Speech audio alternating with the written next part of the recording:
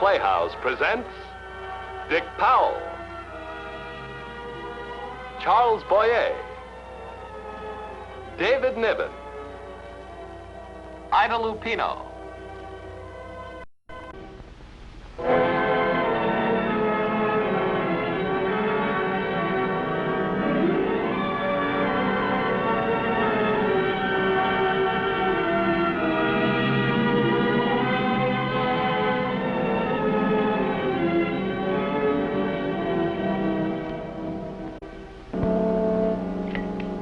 How about a smile, Mrs. Severson?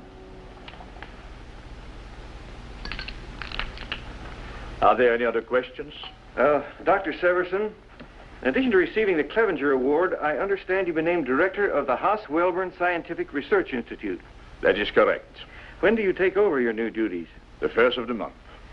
Did you have any idea you were being considered for the post? None at all. It came as a complete surprise. Was it the same with the Clevenger Award? Very definitely. We were in Bombay at the time. As a matter of fact, both letters came within a week of each other. You didn't happen to return by way of Kosan, did you? Kosan? Yes. Oh, yes, we landed. We were there a few hours and then took off again. Oh, you were lucky. Lucky? Yes, haven't you read the papers? No. Well, an epidemic has broken out there. Epidemic of what? Bubonic plague. Supposed to be the worst in modern times, in the Far East, that is. Oh, no, I hadn't heard. Well, the whole city's under quarantine. They're rushing in doctors, serum, medical supplies, everything. Oh, I'm sorry to hear that, very sorry. Well, gentlemen, if you'd excuse me, I have another appointment. Yes, certainly, Doctor. Thank you for your time, Dr. Severson. Not at all. I appreciate your interest in coming. Goodbye, Doctor. Goodbye. Goodbye.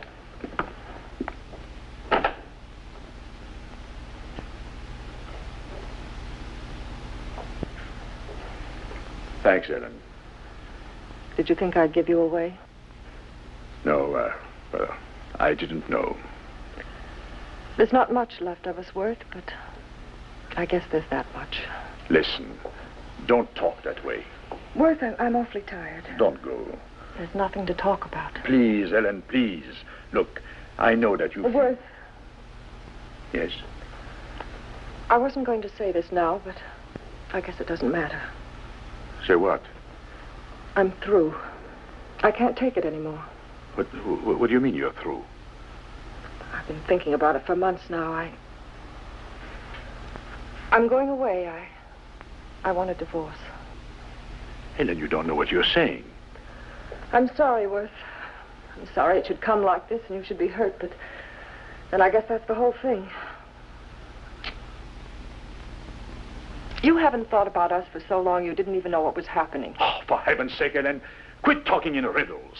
If something has been happening, at least be specific about it. How can I be? There's no specific time when a marriage begins to go bad. It just does, that's all. Dies a little in 100 ways you're not even aware of at the time.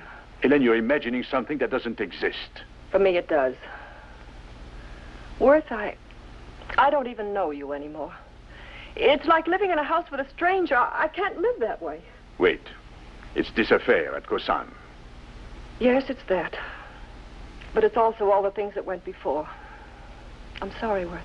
But not now. Not at this time. It isn't a very appropriate time, is it? Oh, I didn't mean it that way, you know it. We'll wait until everything's over. I don't want to embarrass you.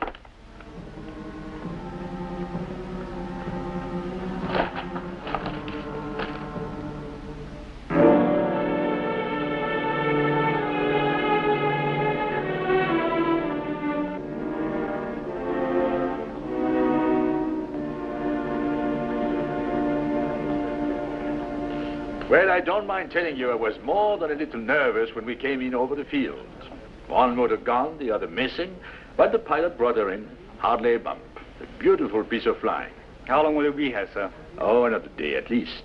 They told me they had to fly in some part from Singapore. By the way, do you know Dr. Justin Smith?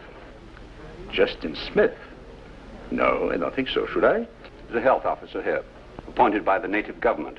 He tells me he was in your graduating class at college. Oh, well, it was a large class. I can't quite place him. Please, may I? Sorry if I startled you. It's all right. I knew your husband was here. I wanted to see him. Well, he's in the next room if it's anything urgent. Nothing urgent. I can wait. My name is Smith, Justin Smith. I'm a doctor, public health officer here. I knew your husband a long time ago. We were at Johns Hopkins together. Oh, were you really? I wish I could get his attention. He'd be so glad to see Please. someone. Perhaps I shouldn't have put it like that. What I meant was that we were merely in the same class. I don't think he'd remember me.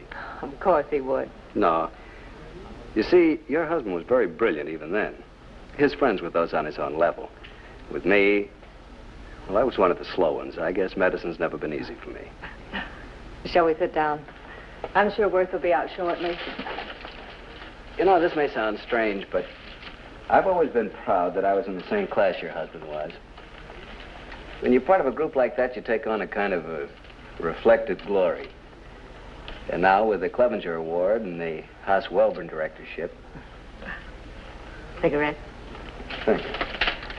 I don't think you have to bask in anyone's reflected glory, Doctor. I'm sure your job here is very important. Not really. Any qualified physician could handle it. To be where you're needed. What more could you ask? Thank you. Oh, Worth. I was just talking to an old classmate of yours. Yes? Smith, Justin Smith. I don't suppose you remember me. Oh, yes. How are you, Doctor? Well, thank you. Are you practicing here? Yes, he's health officer here at Colman. How interesting. I wanted to congratulate you on the Clevenger Award and the Haas-Wellborn appointment. Why, thank you. I was hoping that while you were here, if you have time, of course, you might look in at my lab. I'm sorry, but our time is pretty well budgeted. But, my dear, I think we'd better try to find a taxi. It's been nice seeing you, Doctor. I'm afraid you won't find a taxi at this hour. However, your hotel's only a short walk from here if you cut through the native quarter. Well, there's nothing to worry about as long as you're with me. Oh. These are my people. They all know me. I'm sure it'll be all right, Worth. Very well. Shall we go? I'll get my coat.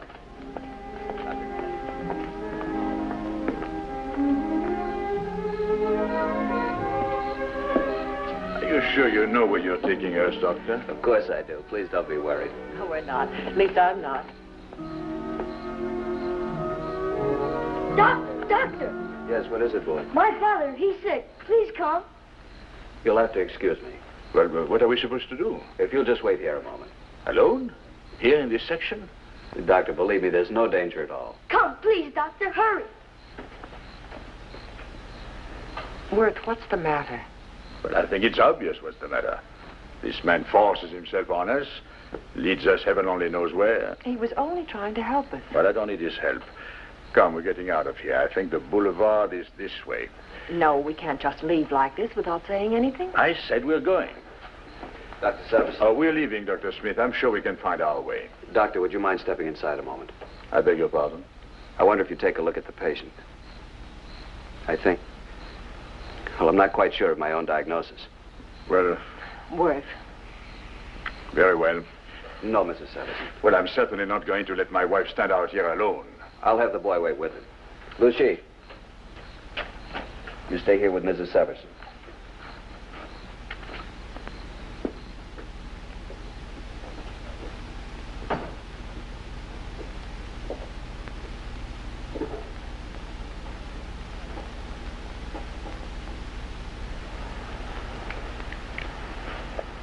What do you think? Do you suppose it could be? Could be what? Plague. I'm not familiar with it outside of the textbook symptoms. I've never encountered it before. But there's the rigor in the neck and limbs, high temperature, eyes extremely sensitive to light, swelling in the lymphatics. No, it's not plague. But he has all the classical symptoms. They are also the symptoms of any number of fevers. But the buboes... I think you'd better brush up on your differential diagnosis, Doctor. This is not plague. I've encountered it personally, and I know what I'm talking about. If you treat it as anything but lymphangitis, you'll be doing both yourself and your patient a disservice. I'm sure you're right. It must be lymphangitis. Still, if you don't mind, I'd like to stay with him and... Apparently, you don't agree with me. No, it isn't that. It's my business to be here. Whatever the man has, he's sick, and... Thank you for looking in. I needed some sort of reassurance. It's quite all right. I'll have the boy take you back to your hotel.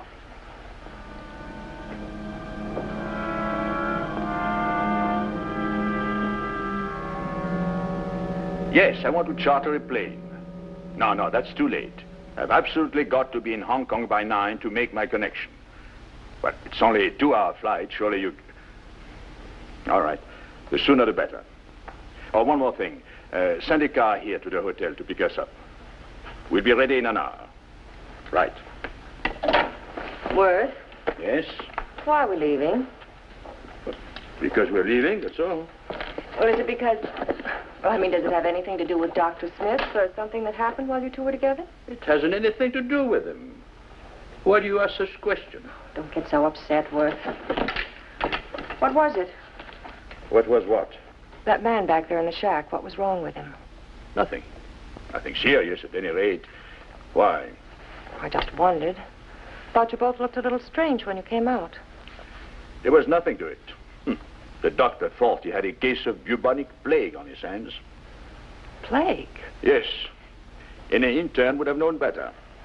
What was it? Lymphangitis. A clear case of it. Quite sure.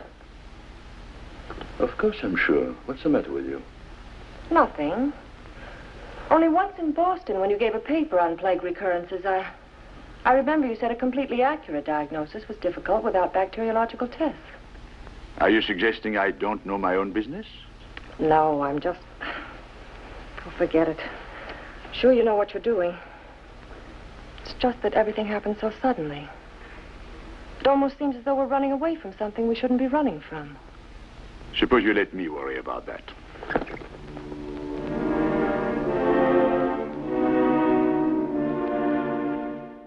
I heard the radio before we left Hong Kong. You're still not making sense. You mean you didn't hear it? I didn't hear anything. You know, I was busy up to the moment we left. How? What about the radio? It was from Khorasan. All right, it was from Khorasan. What about it? The city's under quarantine. They said it was plague. You knew that's what it was. You knew it that night. Why did you go? Let's forget it, Helen. No, I've got to know why. You saw a man who was sick and you turned away. You knew what was wrong with him and you lied to Dr. Smith and you ran away. You... Please, Helen, get hold of yourself. I'll try. But you've got to talk to me. You've got to explain. If you were just another doctor, maybe I could understand, but you're not, Worth. You've always been one of the dedicated ones. More than anything, I know what being a doctor means to you, and suddenly everything smashes up. That's why I'm frightened, and I don't know what's happening to you or to me. So you've got to tell me. There's nothing to tell. I made a mistake, a wrong diagnosis. That could happen to anyone. Must you lie to me, too? All right, suppose I knew it was plague. What was I supposed to do? Stay there like some hack medic and fight it? Or catch it myself? Worth, you're a doctor. As you say, there are doctors and doctors. I happen to be in a somewhat different category from your friend Smith. I'm sure even you will recognize that my job at Haswellburn is a trifle more important to the field of medicine than chasing a few bugs in a pest hole. As far as contributions to medicine go, I believe the Clevenger Award about answers that question. You've always been realistic, Ellen. You might try to be right now. Believe me, I hate to say this, but it is simply a case of expendability. Who is more important in terms of future contribution, Smith or Severson? You see, there is only one answer. I don't pretend it was an easy decision or a heroic decision, but it was the only one.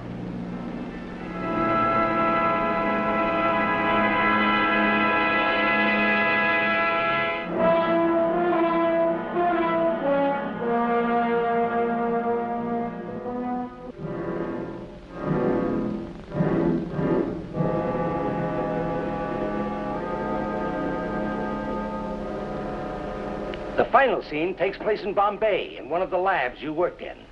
We fade out then, leaving the audience with the feeling that this is the fitting triumph to a life dedicated to the service of your fellow men. Well, how does it sound to you, Doctor? Worth? Mr. Kennedy wants to know if you approve the script. Oh, yes. Yes, of course. It's very good. We've got Niven Stores for your role in the dramatic portion. I think you'll like him. I'm sure I will. Margaret Anders will play you, Mr. Severson. Roughly the first 18 to 20 minutes of the show will be devoted to the dramatization of your work. Then we'll have the presentation of the award, and after that, your acceptance speech. Oh, by the way, you'll be interested in this. We got the word this morning. The show is going to be televised nationally. I see.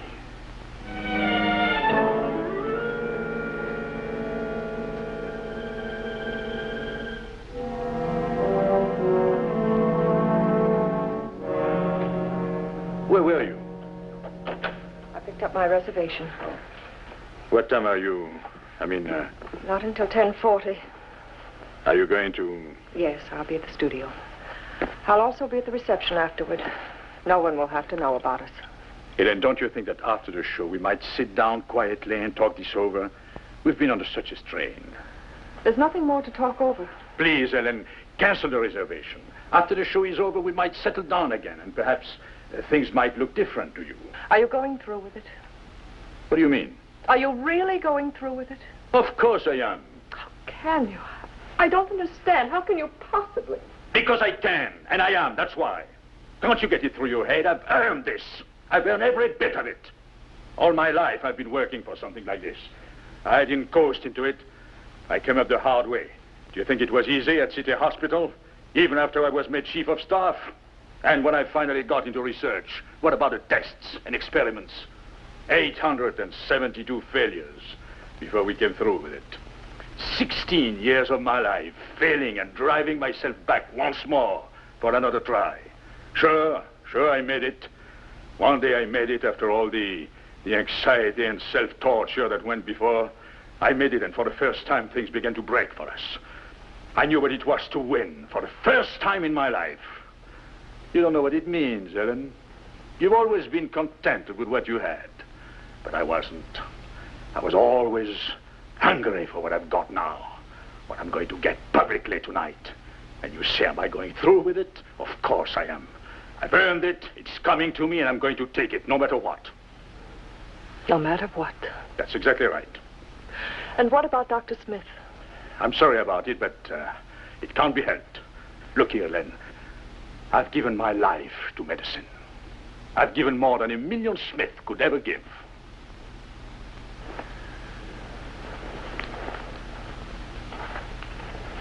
You might read that.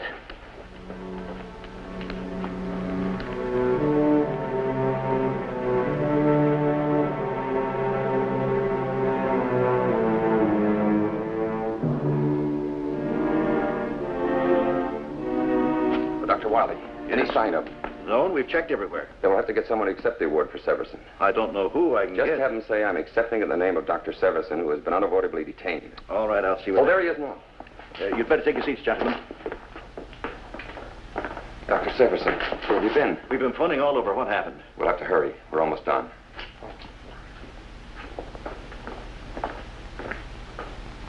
And so it is that the story of Dr. Worth Severson, which ended that day in Bombay, has its more fitting and complete ending with us here tonight. Dr. Severson?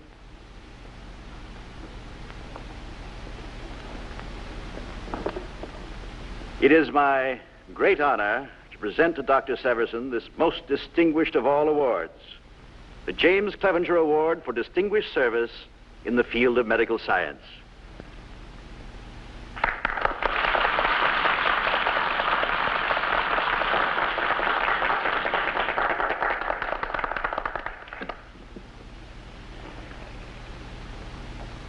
Many years ago, when I graduated from medical school, there was a man in my class named Smith. I didn't know him at the time. In the intervening years, we each made our own particular ways in our profession, not knowing each other. My way was summed up tonight in the drama you saw. It ended with this award. Stand by for something. This isn't the speech he prepared. The way that Dr. Smith followed led him at last to a far eastern city called Colman. That's where we met, less than 2 weeks ago. Dr. Smith had not been what we would call a successful doctor. He was a public health officer there, appointed by the native government.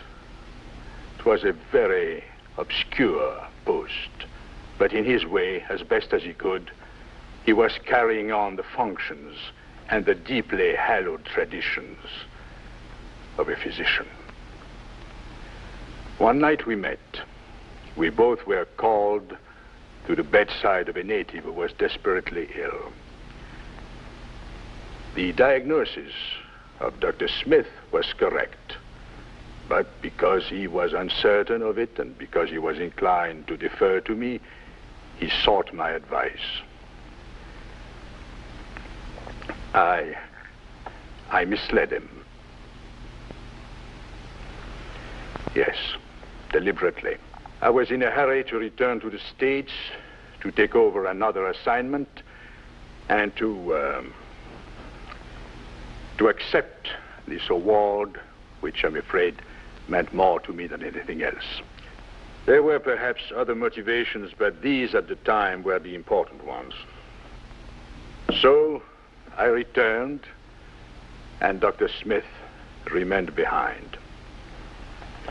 Before I came here tonight to accept the Clevenger Award, I came across this item in the paper. It was lost in the account of the plague epidemic that struck Colman.